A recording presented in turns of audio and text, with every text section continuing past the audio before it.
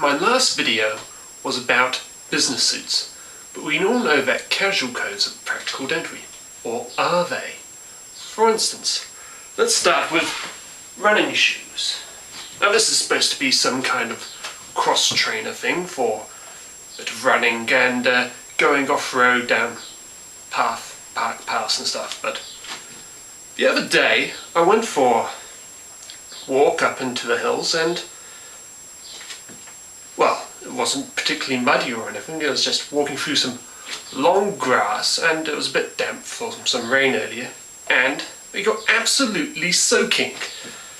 All the seams and suede and stuff, it just soaked up all the water perfectly, and all this padding just turned into a great big sopping sponge, so it's like walking with, well, with sponges attached to my feet.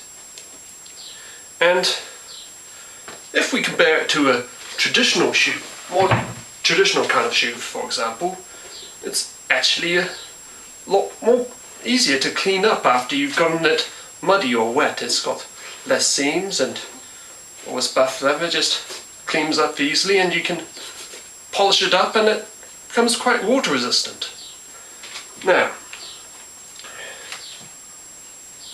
and all running shoes seem to follow this pattern of having superfluous seams all over the place, and which I just don't really see the point of. Here's another example of a running shoe, and just don't see why it has so many seams.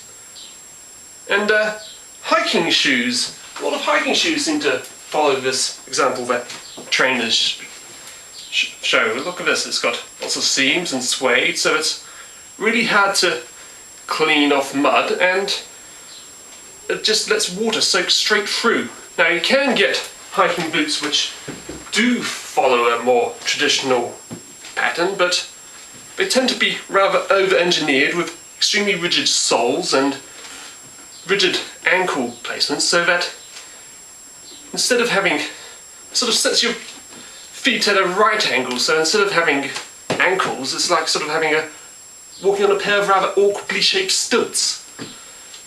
I mean, all the time that evolution has put into giving you a flexible ankle joint.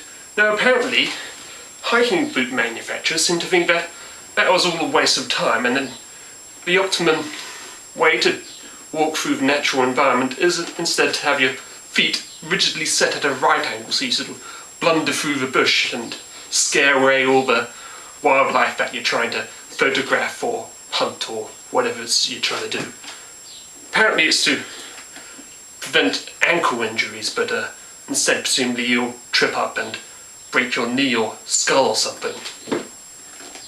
So that's shoes, and what else is another article of casual clothing? Well, let's look at t-shirts. Now, people tend to wear these in hot weather to keep themselves cool, and, well, it's fairly suitable for that purpose. It's light and flexible material, so it's quite comfortable, but hot generally tends to mean that it's sunny as well, doesn't it? And sun striking your direct skin does tend to make you hotter than if you just sort of had a light sleeve covering it, so why don't they extend to across the arm down to your wrists? Same with shorts. Why do you wear shorts in hot weather? If it extended a baggy trouser down there would keep you much cooler than the sun striking your direct skin, and also gives you sunburn as well.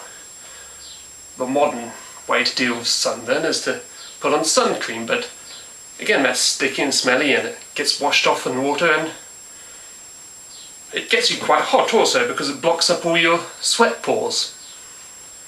Now the odd thing is that the idea of short sleeves seems to have been mainly invented and promoted by white people. If you go to a hot place where the natives tend to be brown, you'll notice that even though they've got brown skin, which is more resistant to the sun, the traditional clothing at least tends to be rather long-sleeved shirts and scarves around the head, or if you go to Arabia, or big cone-like things if you go to Vietnam. Now, but it's all the white tourists going there seem to be wearing short sleeves and stuff instead, determined to get sunburn or something.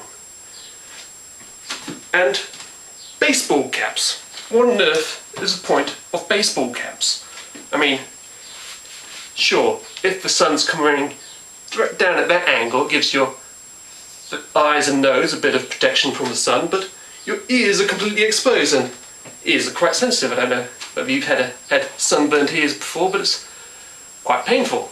And the back of your neck's completely impregnated as well. Now, baseball caps were originally developed for playing baseball, so that the person throwing the ball can adjust it to keep a bit of glare out of his eyes while still keeping his arm free, ears free to throw the ball. But I don't see that many people throwing baseballs around when they're wearing baseball caps. Now, when it's sunny, this is what I tend to wear, which is a sun hat. It just covers all around my head and protects my ears and back of my neck. And if the sun's coming from the side, it still protects my eyes and nose. So, I don't know, do I really look that much of a dork wearing this one? Who knows? So, casual clothes, not necessarily as practical as you think they are.